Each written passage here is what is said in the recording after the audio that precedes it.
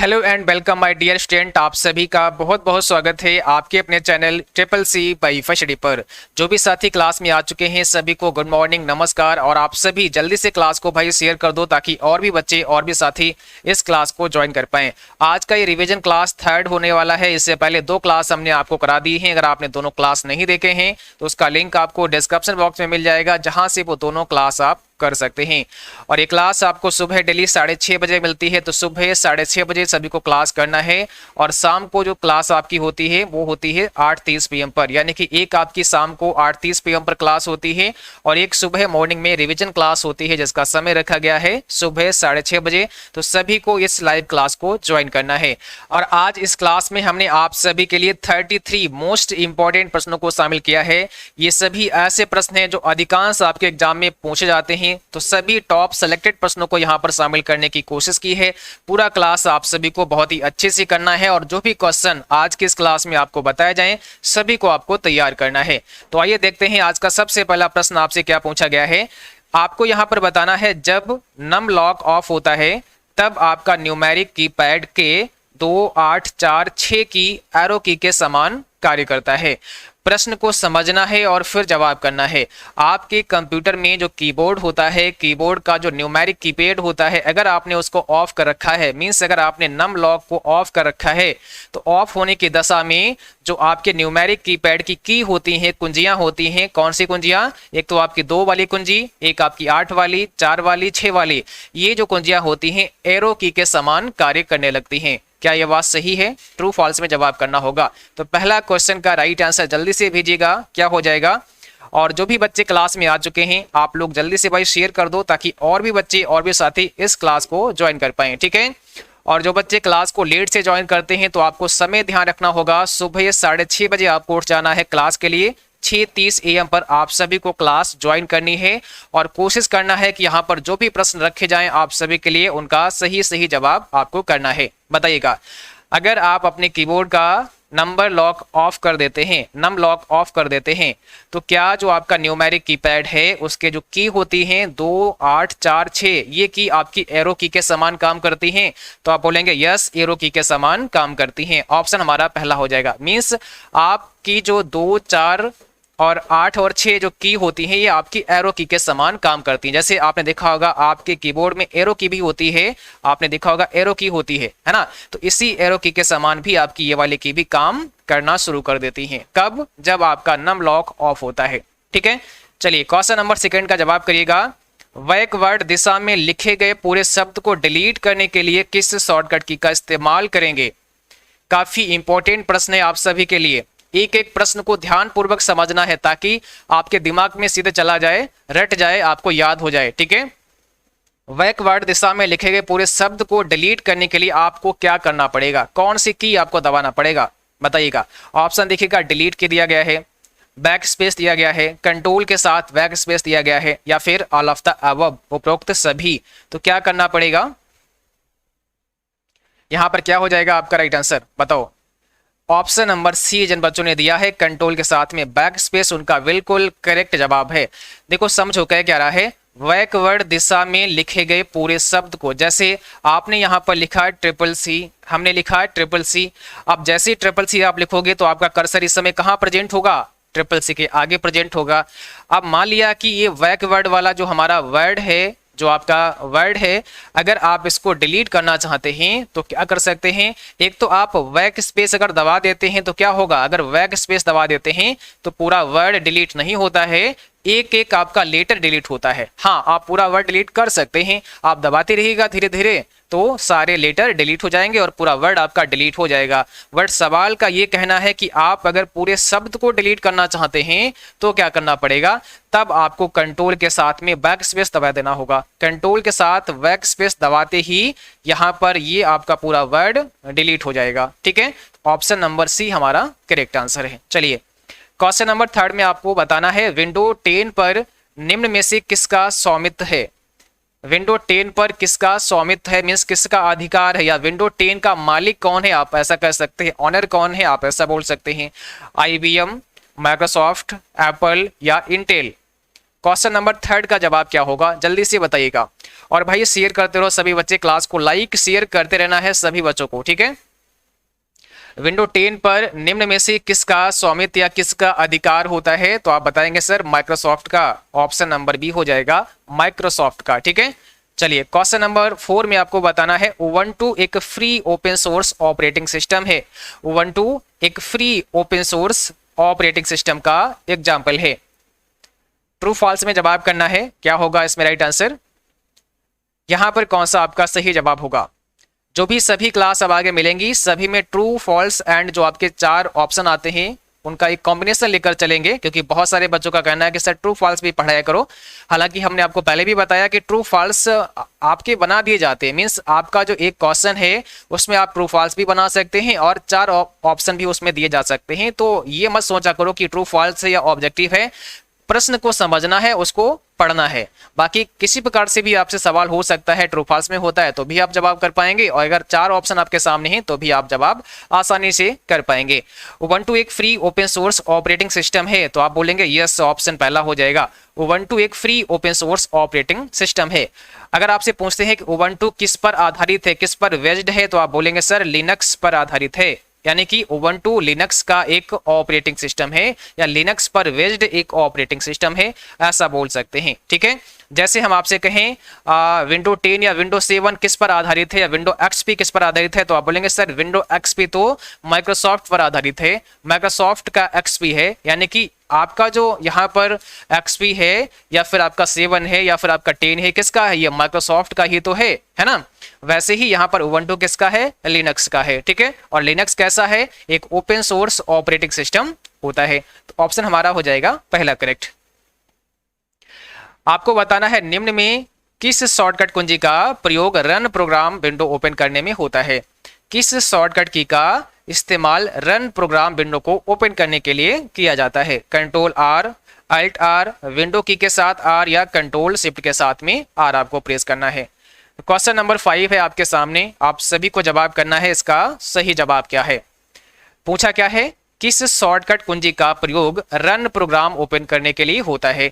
तो आपको बताना है विंडो की के साथ आर, आपको दबाना है विंडो की के साथ आर। जैसे ही विंडो के साथ आर प्रेस करते हैं तो दिखेगा एक रन प्रोग्राम यहाँ पर ओपन हो जाता है और यहाँ से आप किसी भी एप्लीकेशन को ओपन करा सकते हैं, ठीक है। तो रन प्रोग्राम ओपन करने की शॉर्टकट की विंडो की के साथ आर होती है, सभी को ध्यान रखना है। क्वेश्चन नंबर 6 में बताना है निम्न में किस मोड में कंप्यूटर सीमित कार्य क्षमताओं के साथ चलता है। किस मोड में कंप्यूटर सीमित कार्य क्षमताओं के साथ चलता है।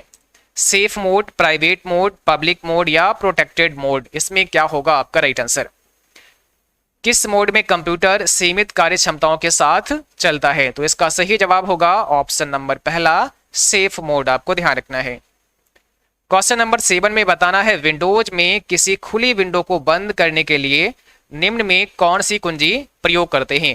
विंडोज में किसी खुली हुई विंडो को अगर बंद करना चाहते हैं, क्लोज करना चाहते हैं, तो किसका इस्तेमाल करेंगे या कौन सी शॉर्टकट की का इस्तेमाल आप कर सकते हैं। कोई भी खुली विंडो अगर आप बंद करना चाहते हैं तो आपको क्या करना पड़ेगा, अल्ट के साथ में F4 आपको प्रेस करना पड़ेगा। मींस आप अल्ट के साथ F4 प्रेस कर सकते हैं, ठीक है। कई बार एक सवाल और आता है कि विंडो शटडाउन पॉपअप ओपन करने की शॉर्टकट की बताइए, तो अल्ट F4 ही हो जाएगा, क्योंकि इससे आप विंडो को शटडाउन भी करा सकते हैं। और यहाँ पर आपको बताना है विंडोज टास्क मैनेजर दिखाने के लिए कौन सी शॉर्टकट कुंजी इस्तेमाल की जाती है। विंडोज टास्क मैनेजर को दिखाने के लिए कौन सी कुंजी का इस्तेमाल करते हैं, कौन सी शॉर्टकट की का इस्तेमाल करते हैं, जल्दी से बताइएगा। क्वेश्चन नंबर 8 आपके सामने है, यहाँ पर कौन सा आपका सही जवाब हो जाएगा। विंडोज टास्क मैनेजर को दिखाने के लिए कंट्रोल शिफ्ट के साथ स्कैप बटन प्रेस कर सकते हैं।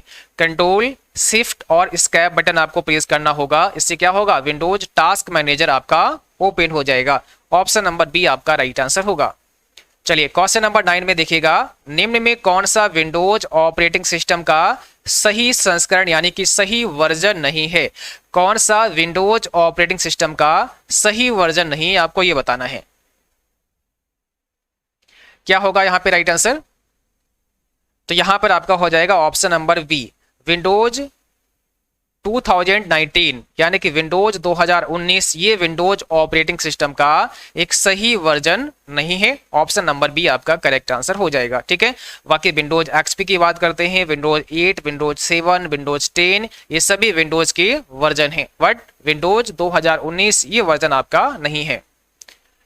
आपको बताना है निम्न में कौन सा एक फ्रीवेयर है, कौन सा एक फ्रीवेयर है, MS Office, Adobe Acrobat Reader, Sun Solaris या फिर यूनिक्स। कौन सा एक फ्रीवेयर है ये आपको बताना है। फ्रीवेयर का मतलब जिसको आप फ्री में इस्तेमाल कर पाएं, फ्री में आप जिसको चला पाएं, इस्तेमाल कर पाएं और इंस्टॉल कर पाएं। तो यहाँ पर क्या होगा, कौन सा एक फ्रीवेयर है, ऑप्शन नंबर बी हो जाएगा, एडोब एक्रोबैट रीडर। ये कैसा है, फ्रीवेयर है। बाकी बात करते हैं एमएस ऑफिस की, तो कैसा है, प्रोप्राइटरी सॉफ्टवेयर है, इसके लिए आपको लाइसेंस लेना होता है तभी आप इसका इस्तेमाल कर सकते हैं। 11 में आपको बताना है डिस्क की सभी सामग्रियों को मिटाने की प्रक्रिया को कहा जाता है। The process of erasing all the content of a disk is called, यानी कि डिस्क में जो भी कंटेंट है आप सभी को मिटाना चाहते हैं, डिलीट करना चाहते हैं, तो इसको एक कॉमन नाम दिया गया है, वो नाम क्या है बताओ। वाइपिंग, रिमूविंग, फॉर्मेटिंग या क्लीनिंग। तो हमें डिस्क की सभी सामग्री को डिलीट करना है, इरेज करना है, क्या बोलते हैं, फॉर्मेट करना। आप फॉर्मेटिंग बोल देते हैं ना, ऑप्शन नंबर सी हो जाएगा फॉर्मेटिंग। यहां पर आपको बताना है GUI का पूरा नाम क्या होता है, what is the full name of GUI। GUI का पूरा नाम सभी को बताना है। ये भी मोस्ट इंपॉर्टेंट प्रश्न है आपके ट्रिपल्स एग्जाम के लिए, कई बार पूछा गया है आपके एग्जाम में। GUI का पूरा नाम सभी को बताना है। क्या होगा इसका राइट आंसर, तो इसका मतलब होता है ग्राफिकल यूजर इंटरफेस, ऑप्शन हो जाएगा पहला, ग्राफिकल यूजर इंटरफेस। और यहां पर आपको बताना है निम्न में कौन सा एक प्रोप्राइटरी ऑपरेटिंग सिस्टम है, इसमें से कौन सा एक प्रोप्राइटरी ऑपरेटिंग सिस्टम है, मींस किस ऑपरेटिंग सिस्टम के लिए आपको पैसे देने होते हैं तभी आप चला सकते हैं। प्रोप्राइटरी का मतलब इसका लाइसेंस आपको लेना पड़ेगा, है ना। तो यहां पर कौन सा आपका राइट आंसर हो जाएगा, कौन सा एक प्रोप्राइटरी ऑपरेटिंग सिस्टम का एग्जाम्पल है, तो आप बोलेंगे sir Windows 10, option number C हमारा करेक्ट आंसर हो जाएगा। ठीक है, ऑप्शन सी आपका राइट आंसर है। आपको बताना है कौन सा एक ऑपरेटिंग सिस्टम नहीं है, अपाचे, एंड्रॉइड, लिनक्स और विंडोज। ये कौन सा, इसमें से कौन सा एक ऑपरेटिंग सिस्टम नहीं है, बताइएगा क्या होगा आपका राइट आंसर। तो यहां पर हो जाएगा ऑप्शन पहला, अपाचे आपका ऑपरेटिंग सिस्टम का एग्जाम्पल नहीं है। ठीक है, बाकी एंड्रॉइड की बात करते हैं, ये भी आपका ऑपरेटिंग सिस्टम है, आपके मोबाइल फोन में इस्तेमाल होता है। लिनक्स और विंडोज भी आपका ऑपरेटिंग सिस्टम है, पहले से आपको पता है। ठीक है, बट अपाचे आपका ऑपरेटिंग सिस्टम नहीं है। प्रोग्राम की गति को बढ़ाने के लिए उपयोग की जाने वाली यूटिलिटी को कहा जाता है। प्रोग्राम की गति को बढ़ाने के लिए उपयोग की जाने वाली यूटिलिटी को किस नाम से जाना जाता है, disk defragmenter, disk cleanup, disk formatter या नन ऑफ द अबव। क्या होगा इसमें राइट आंसर,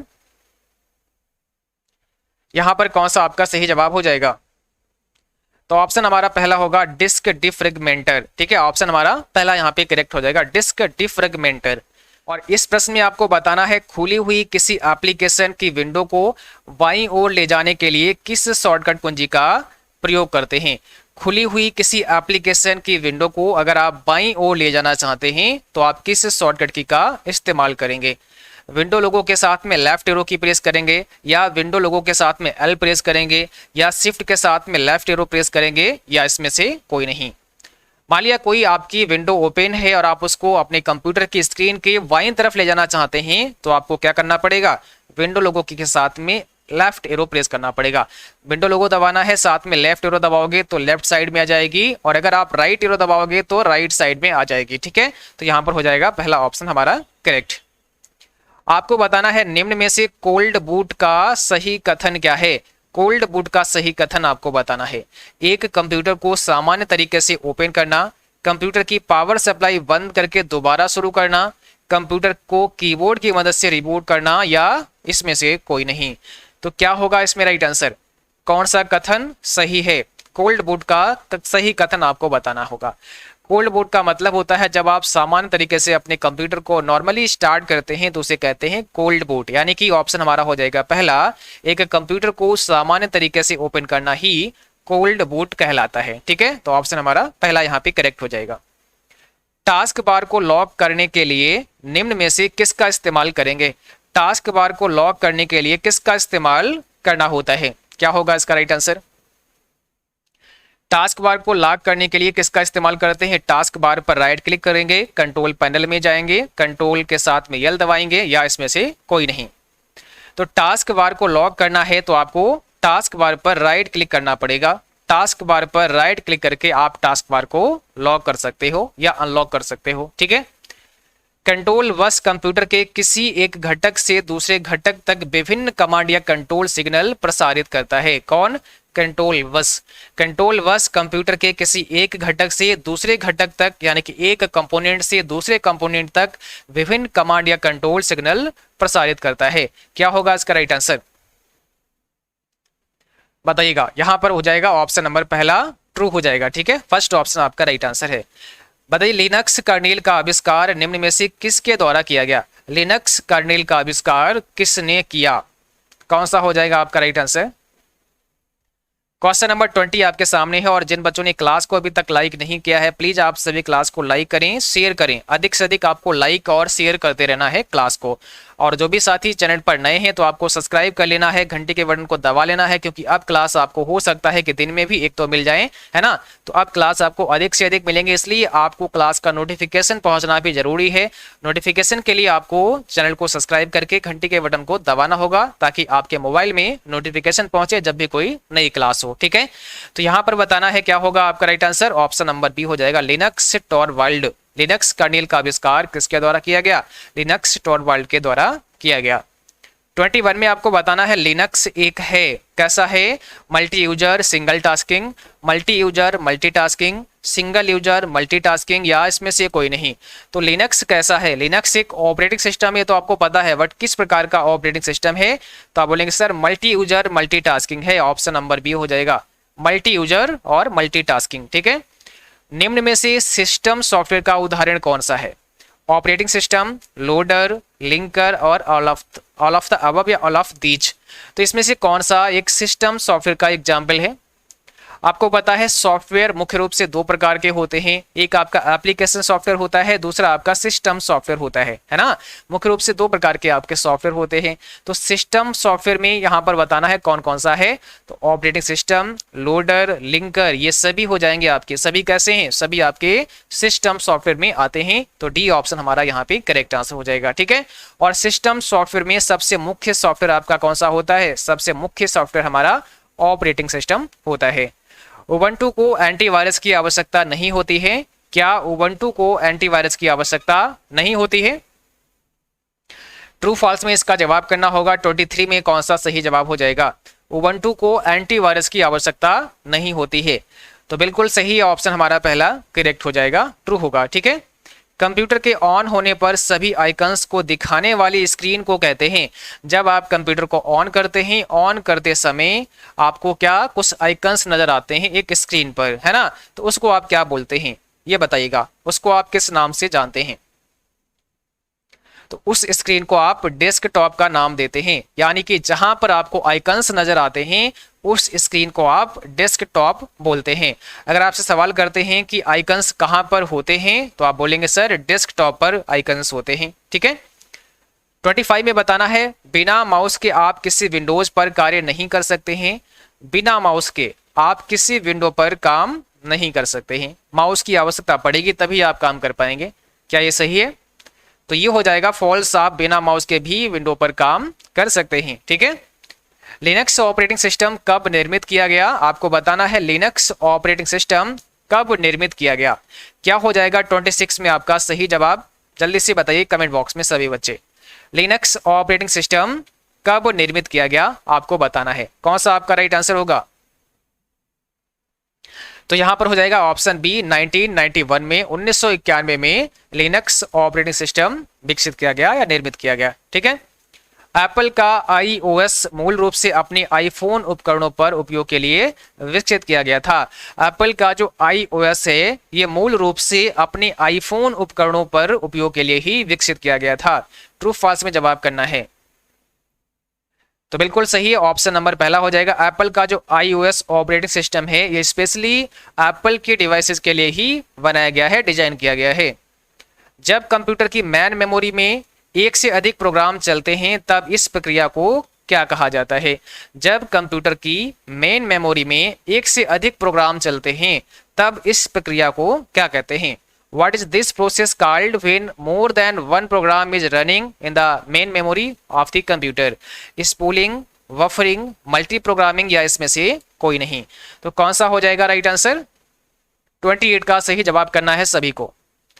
तो यहां पर कौन सा आपका सही जवाब हो जाएगा? Option number C, multi programming कहा जाता है। ऑप्शन सी हमारा करेक्ट हो जाएगा। आपको बताना है किस ऑपरेटिंग सिस्टम के अंतर्गत दो या दो से अधिक टर्मिनल प्रयुक्त होते हैं? किस ऑपरेटिंग सिस्टम के अंतर्गत दो या दो से अधिक टर्मिनल प्रयुक्त होते हैं? Multi user, real time, multitasking या टाइम शेयरिंग? 29 का जवाब करना होगा आप सभी को। कौन सा आपका सही जवाब हो जाएगा बताइएगा। यहां पर कौन सा आपका राइट आंसर है? किस ऑपरेटिंग सिस्टम के अंतर्गत दो या दो से अधिक टर्मिनल प्रयुक्त होते हैं? तो ऑप्शन हो जाएगा मल्टी यूजर। ऑप्शन पहला मल्टी यूजर। सी लैंग्वेज में लिखा जाने वाला प्रथम ऑपरेटिंग सिस्टम कौन सा था? सी लैंग्वेज में लिखा जाने वाला प्रथम ऑपरेटिंग सिस्टम का नाम आपको बताना है। Which was the first operating system to be written in C language? इसका सही जवाब क्या होगा? Option number B, Unix. ठीक है, यूनिक्स आपका राइट आंसर है। 31 में आपको बताना है लिनक्स में फाइल या डायरेक्टरी को रीनेम करने के लिए कौन सी कमांड देते हैं? लिनक्स में फाइल या डायरेक्टरी को रीनेम करने की कमांड बतानी है, क्या कमांड होती है? ठीक है, कौन सा आपका सही जवाब हो जाएगा? तो लिनक्स में अगर किसी भी फाइल या डायरेक्टरी को आप रीनेम करना चाहते हैं तो आपको एमबी कमांड इस्तेमाल करना होता है। ऑप्शन हमारा पहला हो जाएगा एमबी कमांड। अब आपको बताना है रेड हैट एक लिनक्स आधारित ऑपरेटिंग सिस्टम है, क्या ये सही है? रेड हैट एक लिनक्स आधारित ऑपरेटिंग सिस्टम है। जैसे आपने नाम सुना होगा उबंटू का, वैसे ही रेड हैट भी आपका एक लिनक्स आधारित ऑपरेटिंग सिस्टम है। इसका मतलब ऑप्शन हमारा पहला करेक्ट हो जाएगा। यहां पर आपको बताना है लिनक्स में नई डायरेक्टरी बनाने के लिए किस कमांड का इस्तेमाल करते हैं? अगर आप लिनक्स में एक नई डायरेक्टरी बनाना चाहते हैं तो कौन सी कमांड इस्तेमाल करनी होती है? नई डायरेक्टरी बनाने की कमांड आपको बतानी है, क्या होगा? mkdir। ऑप्शन नंबर पहला mkdir आपका सही जवाब हो जाएगा। और ये सभी हमने लिनक्स यूनिक्स की कमांड हमने अपनी वेबसाइट पर अपलोड कर दी हैं, तो वहां से भी आप सभी पढ़ सकते हैं, समझ सकते हैं, नोट कर सकते हैं। तो यहाँ पर हो जाएगा ऑप्शन पहला mkdir। ठीक है, और आज की क्लास बस यहीं तक थी। आई होप आप सभी को क्लास पसंद आई होगी, क्लास अच्छी लगी हो उसको लाइक करना, शेयर करना, और जो भी साथी चैनल पर फर्स्ट टाइम है आप सभी को सब्सक्राइब करना है, साथ में घंटी के बटन को दबा लेना ताकि नोटिफिकेशन भी आप सभी को मिलता रहे। और जब भी आपका एग्जाम हो, अपने प्रश्न जो भी आपको अपने एग्जाम में याद रहे हमें अवश्य भेजें। प्रश्न आप हमें 9452299436 पर व्हाट्सएप कर सकते हैं या फिर info.cccwifi@gmail.com पर मेल कर सकते हैं। इसके अलावा आप सभी हमें इंस्टाग्राम पर फॉलो कर सकते हैं और वहां पर भी अपने प्रश्न भेज सकते हैं। उन प्रश्नों को हम अपने क्लास में शामिल करेंगे और नेक्स्ट डे क्लास में उन्हें डिस्कस करेंगे ताकि बाकी बच्चे जो एग्जाम देने वाले हैं उनको भी हेल्प हो सके। ठीक है, तो आज के लिए बस इतना ही, मिलेंगे आपको क्लास में, तब तक के लिए जय हिंद, बाय बाय।